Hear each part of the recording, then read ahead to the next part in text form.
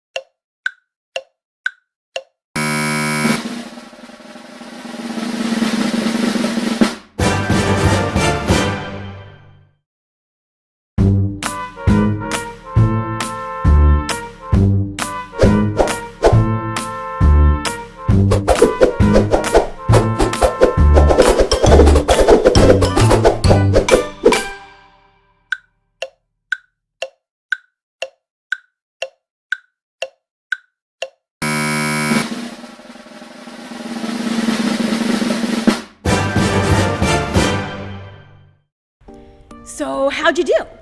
That could be a fun game to recreate with your family at home or with a small group of friends. Speaking of friends, to help us remember the importance of friendship, have you memorized our Bible verse yet? It's from Proverbs 17:17 and says this: "A friend loves at all times. They're there to help when trouble comes." Let's try it one more time. A friend loves at all times. They're there to help when trouble comes. Great job, friends. You know, what that Bible verse says is really true. I love when my friends encourage me. Come on, Melissa! And Melissa, keep your head up, Melissa. A little encouragement goes a long way. And in today's story, you'll learn about two guys whose friendship was built on encouragement. But before we jump into it all, let's check out this month's worship songs. Do you have a favorite yet? Count down with me. 3, 2, 1.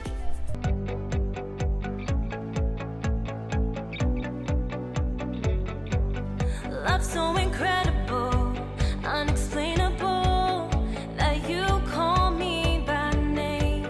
You see me through it all, even when I fall.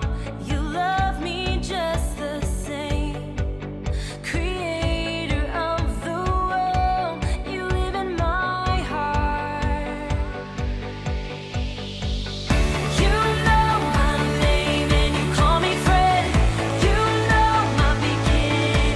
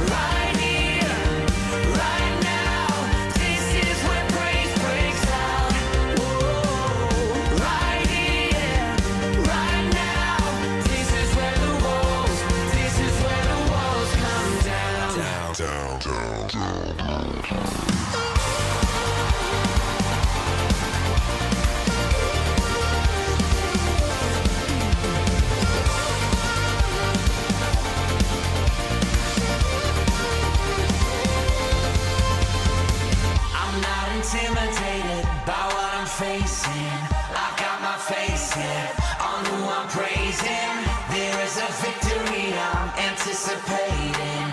The walls are breaking, we'll take the promised land, and I will turn this place into a place of praise.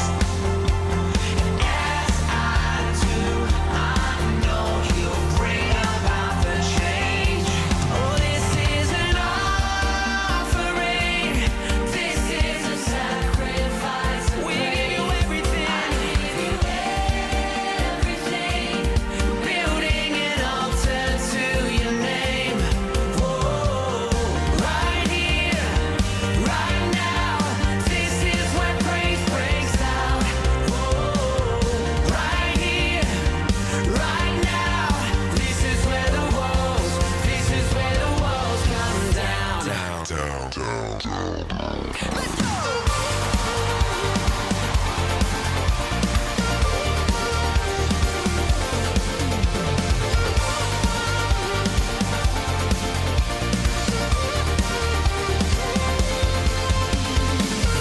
So here, everything is changing. So here, every chain is breaking, and I can be fearless, 'cause you are here with me. Oh yeah, 'cause you're here, Jesus. 'Cause you're here, I live in freedom. 'Cause you're here, Lord, I believe that I can be fearless, 'cause you are here with me. Right here, right now, this is where praise breaks out. Whoa, right here, right now, this is where the walls come down. Let's go!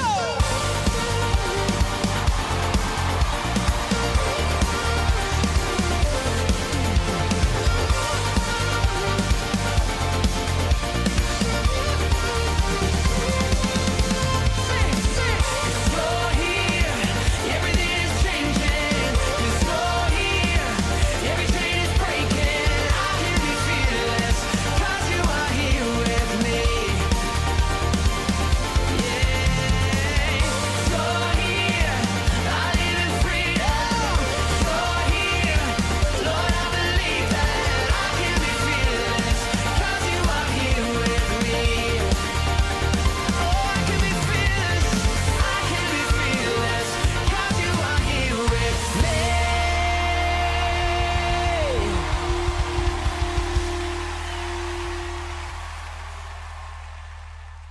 Inspired by the book of 1 Kings, chapter 19.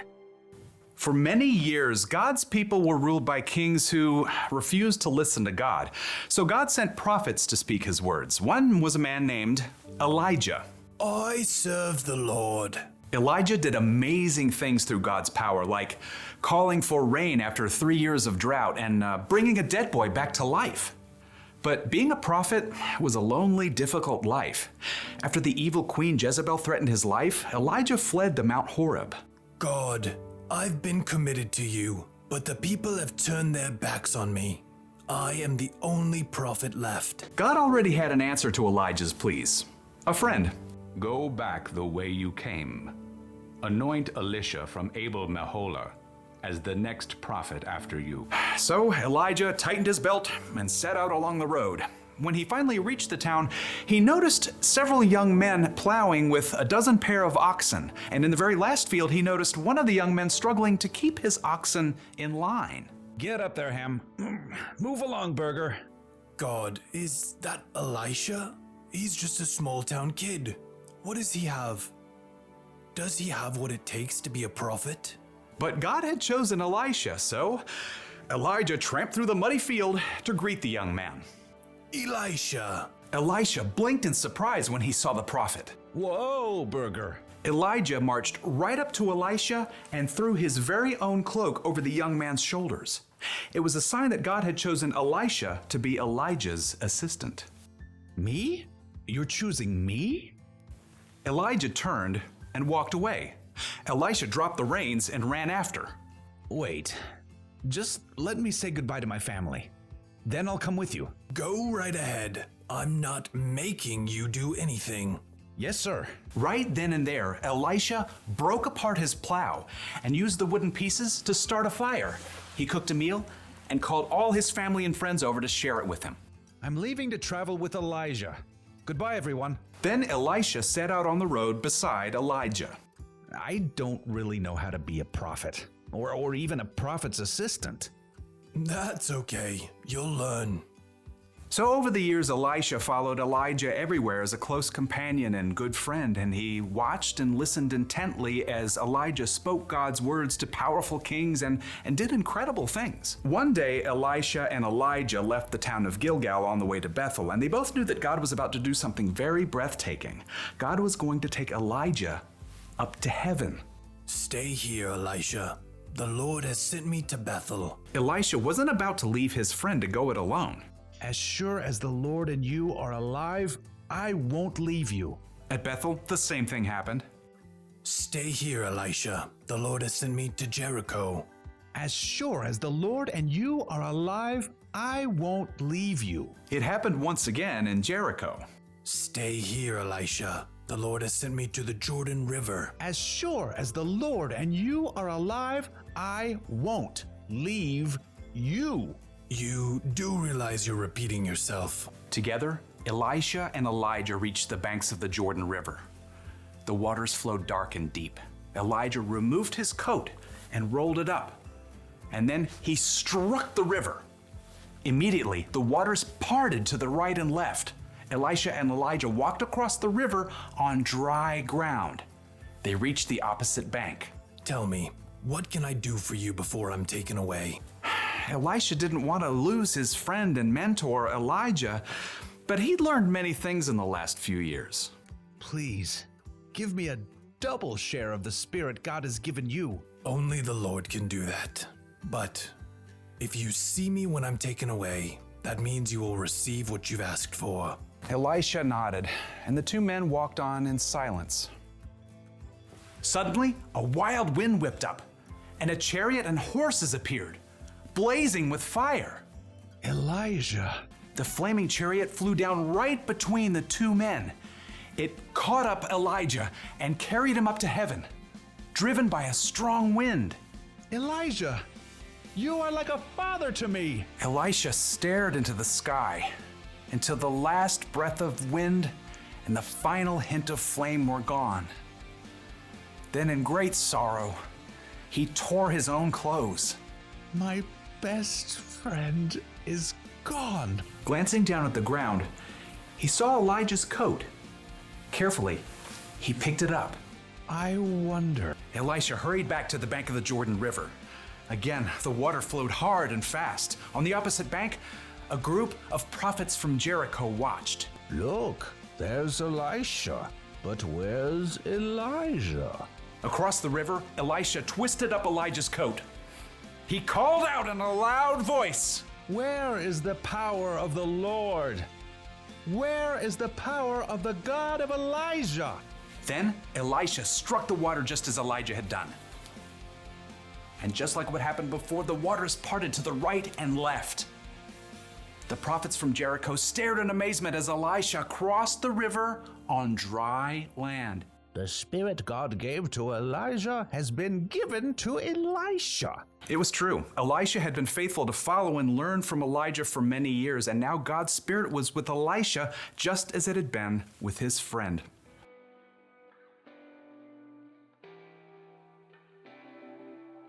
One way to be a good friend is to just be there when they need it. Look at today's story. Elisha was right there for Elijah, right to the very end, even after he died. Elijah's spirit was with Elisha. Now, I don't really know exactly how Elijah's spirit was there, but it sounds pretty cool. Jesus said that God would send a friend to always be there for us. The Holy Spirit is the ultimate friend. He gives us wisdom when we're confused, strength when we're feeling weak, and encouragement when we need it the most. That's the kind of friend we should be. You can cheer your friend on when they play sports, or even if they have an audition or a hard test. You can give someone a shoulder to cry on when they've had a rough day or when something sad happens. Sometimes it's best not to say anything and to just be there for your friend. Just think of how you'd like someone to encourage you if you felt that way.